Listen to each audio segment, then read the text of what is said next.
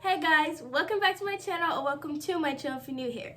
So, for today's video, it's going to be a little bit more serious, possibly emotional. I don't want it to be, but you just never know how you feel.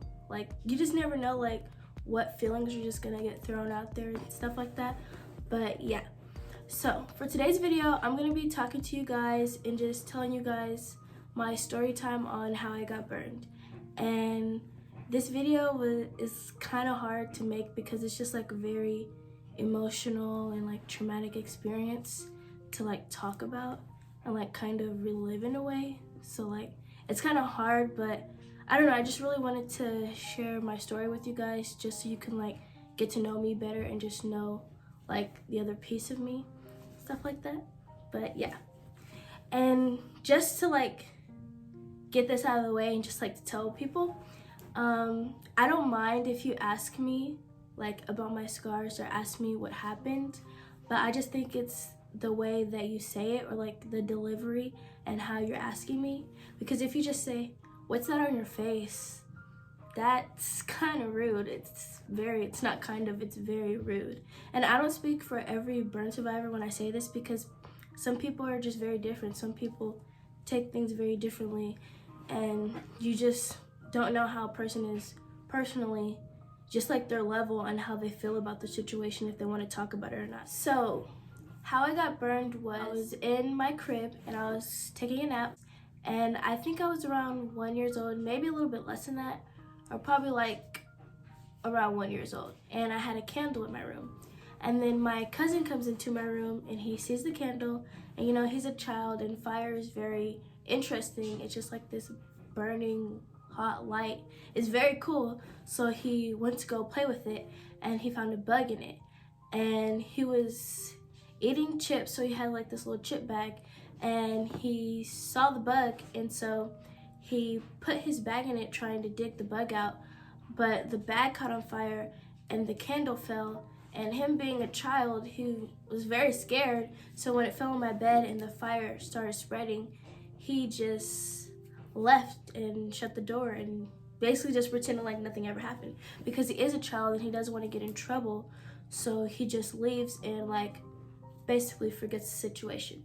So when he leaves, of course the fire is escalating because it's just getting bigger and bigger, and he shut the door, so it's concealing it, so it's making it worse. So as that's going on, the fire alarms start to go off because there's a fire. So the fire alarms go off and my mom's like, "Okay, we need to get all the children out the house, there's a fire." So of course she goes to the room to go get me because there's a fire. So she proceeds to go to the room, and she quickly finds out that that's where the fire is originating. So she goes into the room and she tries to get me, and she suffered lung damage. And because that's a very, not being prepared and not being a professional, not having on the proper attire to be in a fire is very dangerous, because you can suffer damage to your lungs and just your brain, just everything. So that was a very dangerous situation. But her child was I'm her child and I was in there, so of course you're gonna do anything to save your child. So she proceeds to try to come get me out of the fire, and she does, but it does cause a lot of damage to her health personally too. So my story, of course I did go through a lot of pain and suffering, but so did my family too, because even some of my siblings tried to come help me out of the fire, because you just want to help, you just want to do anything you can.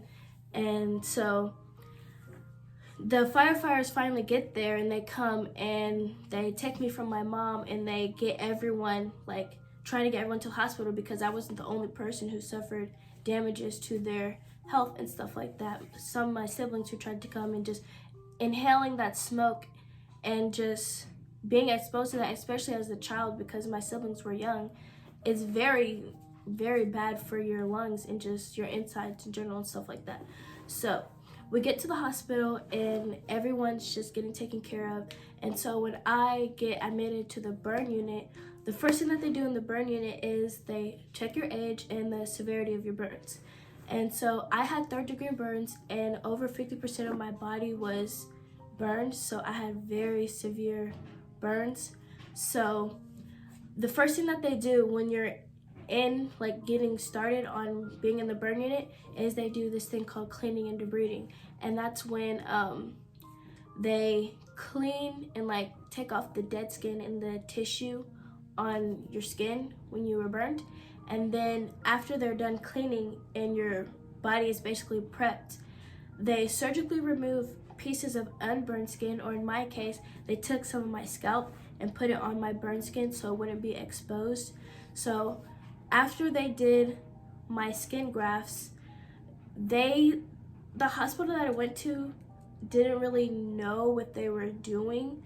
Like, I was basically like a lab rat. Like, they were just testing different types of techniques, trying to see what was better. So like my arms look kind of different. Like, I still have like this big scar on my arm right here, and then I have this one too. But this is kind of like smooth and like have some scars on my hand, stuff like that. But like, they did different types of skin grafts, and so this is kind of like normal in a way. Like, I don't know how to explain it, but they just did 2 different techniques and tried to basically see what would work better. And yeah, so basically they didn't really know what they were doing, and they were just going along trying to do something. I don't know. But yeah, so I have like some scars on my hands and my arm, and then I have some on my neck, a little bit on my chest, and I have some on my legs. Like, there's like this big scar right here, and then my other leg, I got these little scars, and then I have some on my face, obviously, and then I have some on my back, but it's not like my full back, it's just like pieces, like little patches or stuff like that. But yeah, so after they finish the skin grafts, and so I'm okay, I start the recovering process, and that's like just letting the skin graft set in. I was in the hospital for probably about maybe 3 months, and so after I got discharged from the hospital, like because I wasn't like a severe case and I could go home, it was still recovery time at home, like just trying to get back to normal life and like trying to walk, like just normal life, just being a normal child. So I had to wear like this suit that like protected my skin, and I had to wear like this mask, like a Jason mask, kind of like, it was like a white mask that just protected my skin and stuff from everything. So I had to wear that. Like when I went out to public, I didn't wear like, I think I wore the suit under my clothes, or maybe I didn't wear the suit, but I probably had the suit like under my clothes, and yeah, and then I had to wear my mask. And it was like weird growing up because like, I don't know, I just didn't think I was different because like I was a child, and I don't know, I just really didn't think about it like that.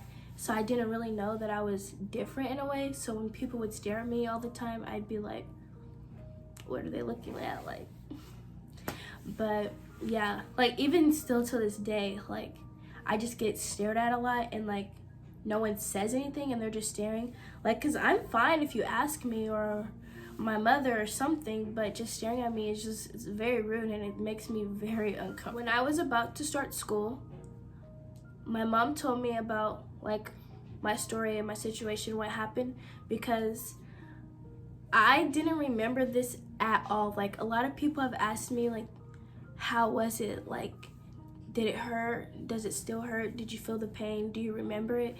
And I honestly do not remember this whole thing at all. I don't remember being in the fire, being in the hospital.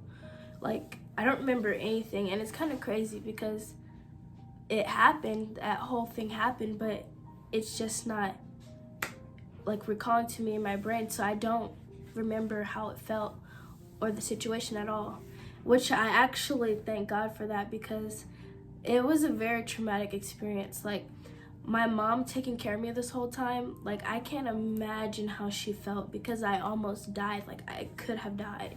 And it was just a crazy experience, and I'm just glad that I don't have to relive it and like go through it again, like, and know what it felt like and know exactly what happened. I wanted to be a normal kid and go to school and do the whole thing.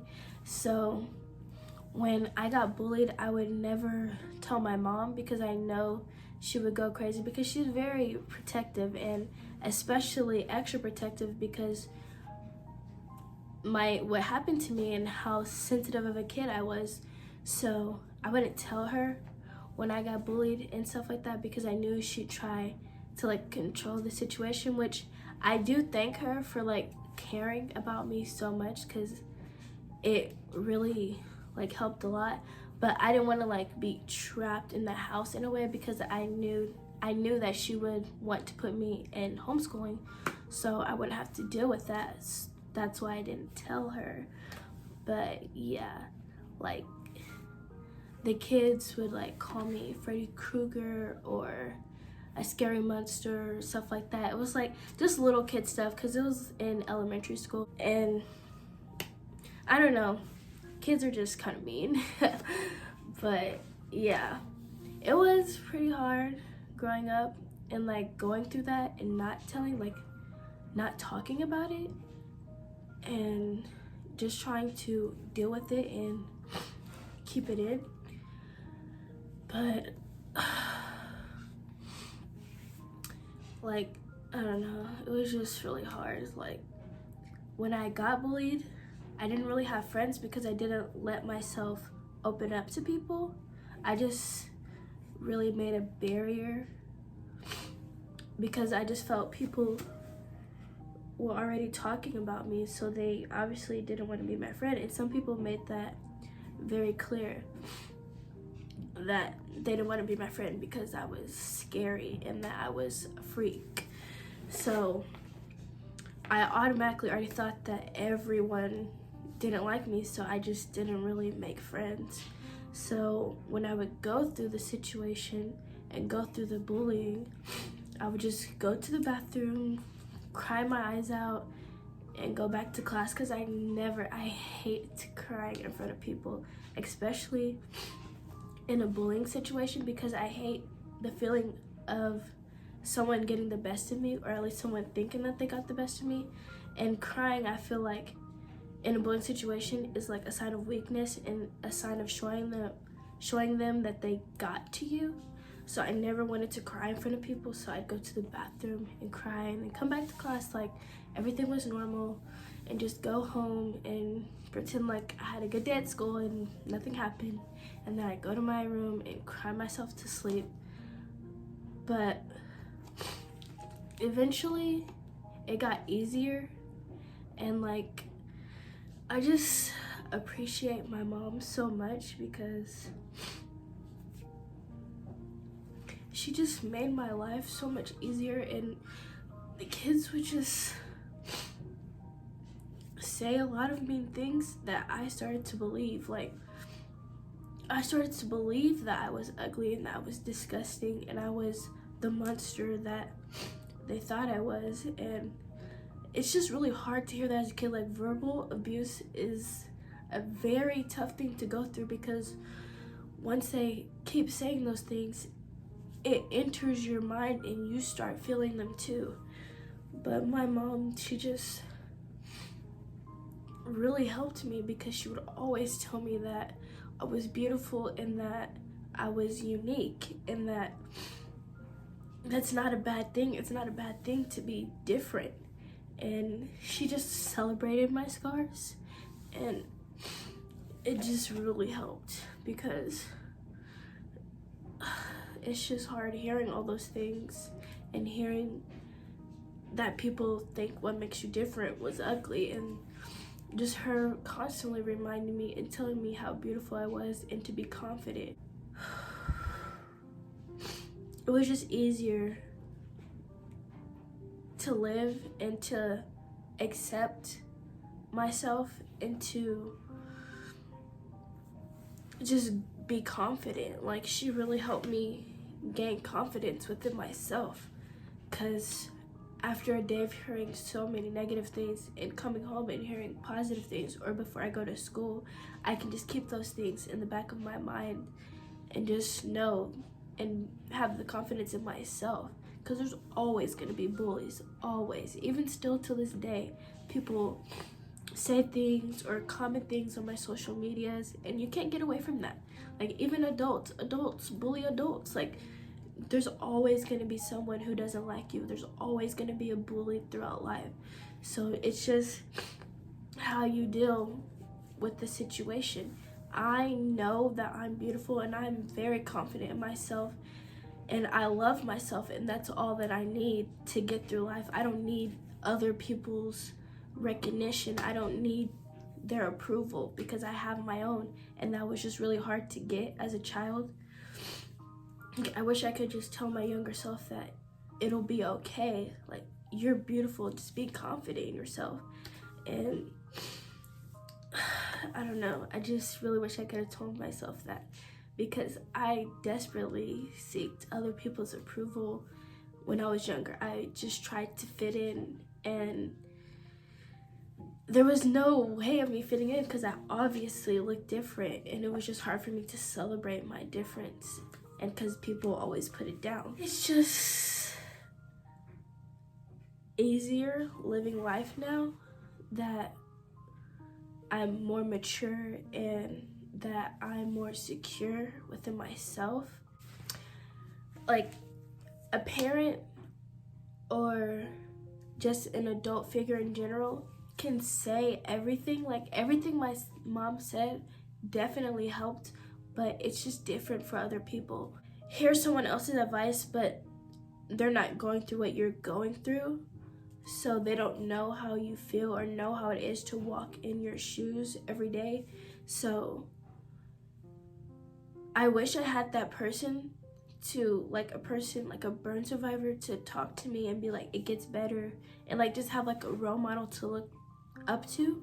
And I'm glad that I'm a role model for some burn survivors, because I've gotten DMs like, you really helped me, and watching you really just helped me try to gain confidence in myself. And I definitely love that. Like, I love being the person, like, if you want to talk to me, you definitely can DM me on Instagram or any of my social medias. Like, I just love that I can inspire people and just to help people have an easier life, because it definitely was not easy for me growing up. But if I could change someone else's life and help them have a better childhood and just help them grow as a person, I definitely would love that. So when burn survivors reach out to me, it like melts my heart. Like, I just love it so much when they tell me their stories and they just seek guidance, because I can definitely be that person for somebody.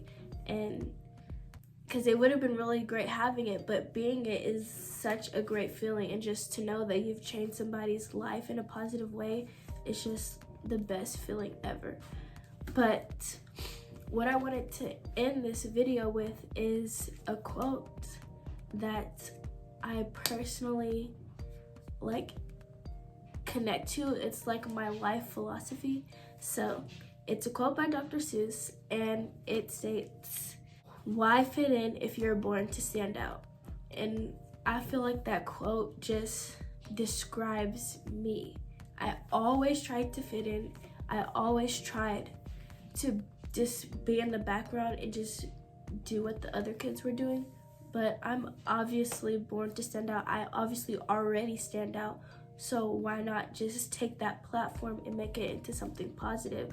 And that's how I feel everyone should live. Not just people who have scars, but everyone. Don't try to dim your light to match other people or to just hide in the background. Like, shine your light as bright as it is. Like, I always tried to be in the background, but I'm definitely not born to be in the background. I really am an extrovert. Like, I thrive in groups of people and just being the center of attention and just being out there. Like, I'm definitely like a crazy out there person. So that quote just really helped me in life, because it really made me understand that I was born to do extraordinary things, and I shouldn't be shy or scared about what the world is going to think, because who cares? If I have the confidence within myself, I can do anything I want to achieve in life. And my mom has always told me that. She's always said you can do whatever you want to do, be whatever you want to be in life, as long as you put in the hard work and you're confident doing whatever that is you want to do. Nothing can stop you. So that's what I really wanted to end this with, because we're all born to do something extraordinary, and you'll never get to know what that is if you just stay shy and keep yourself to the background. So just be you. And yeah, so thank you guys so much for watching this video, and I hope that like it connected me personally to you guys, because I just wanted you guys to like fully get to know me and my story. And yeah, so thank you guys again so much for watching. Please give this video a thumbs up, and you guys should also subscribe to my channel down below, and also click the notification bell down below so you get notified every single time I upload, so you do not miss a post. But yeah, if you guys have any other video ideas that you want me to do, just comment those down below. But until next time, put my name on that account, because when I need money, I ain't tryna wait. I can't be with, no, you can't touch this. Ay.